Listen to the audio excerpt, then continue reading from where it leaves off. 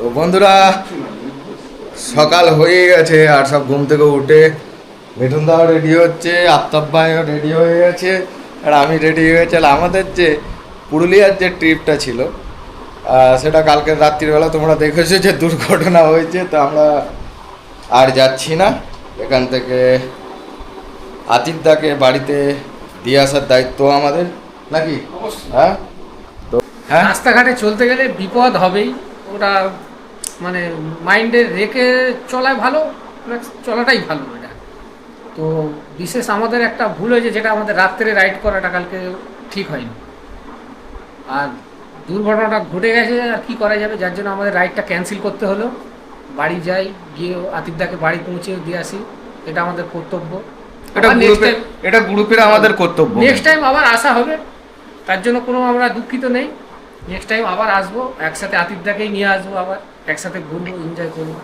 এই তো আমাদের পেশেন্টটা কোথায় আছে তুমি একটু দেখো, চলো পেশেন্টটাকে দেখি।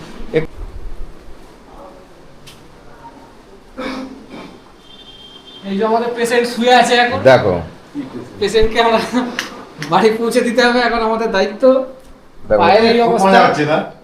দাঁড়াও দাঁড়াও, না মজা না, এখানে এখানে এই দেখো পেশেন্ট শুয়ে আছে, ঠিক আছে? আর পাটা মোটামুটি ফুলেই আছে। একটা জিনিস রাতের থেকে একটু কম আছে অবশ্য, কিন্তু ব্যথাটা আছে, যার জন্য পাটা এই পাটা দেখলেও বোঝা যাচ্ছে, আর এই পাটা আঙুলগুলো ফুলে আছে। তাই আমরা ডিসাইড করেছি যে আতিকদা মানে আতিকদার একটা জিনিস দেখায়। এই দেখো দাদার এই জুতো, আমরা সবসময় কেন রাইডিং এর সময় বলি যে জুতোটা পরলে মানে সেফটি কতটা। এই জুতোটার সামনে একটুখানি ধরো না, একটু আলোতে তোমাদেরকে দেখাই। দেখো জুতোটা মানে পড়েছে, কিন্তু এই যে সামনে যে স্টিলটা আছে না, এই স্টিলের জন্য হয়তো পায়ে ফ্র্যাকচারটা আসেনি। তো ওই জন্য সবসময় বলি যে যখনই রাইড করবে কি বাইক চালাবে, বুটটা কোন সময় পরার দরকার, নাকি? আর আমাদের আতিকদার সঙ্গে কথা বলবো। আতিকদা, তোমার কি মানে কোনো রকম মানে ভয় টয় এসব কিছু মানে হয়েছিল? না, ভয়ের কি আছে, অ্যাক্সিডেন্ট হতে পারে, দুর্ঘটনা হলে তো হতো না।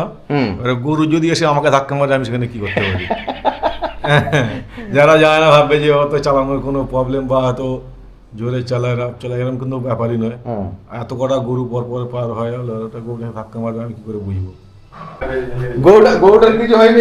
গরুটা লাস্টে এসে আবার আমার বাইকে সিং দিয়ে গুঁতো মারছে, সে আমার ভয় লেগেছে, আমার বাইকের ক্ষতি হয়। মানে গরু বদনাম নিচ্ছে নাকি? গাড়ি রাখা আছে, ওই এসে আবার গাড়ির পিছনে সিং দিয়ে যা গেল আজ আমার গাড়ি, আবার তাড়া দিয়ে পার করলাম। তো গরুটা মানে যাক, গরুটারও কিছু হয়নি, আতিকদারও কিছু হয়নি। আর গরুটা অ্যাকচুয়ালি আতিকদা 16ই ছিল, বেশি স্পিড ছিল না। জাস্ট এরকম করে একটা রানিং বাইক পড়লে হতেই পারে। তো গরুটা সিংটা গুঁতো মেরে দিয়েছে।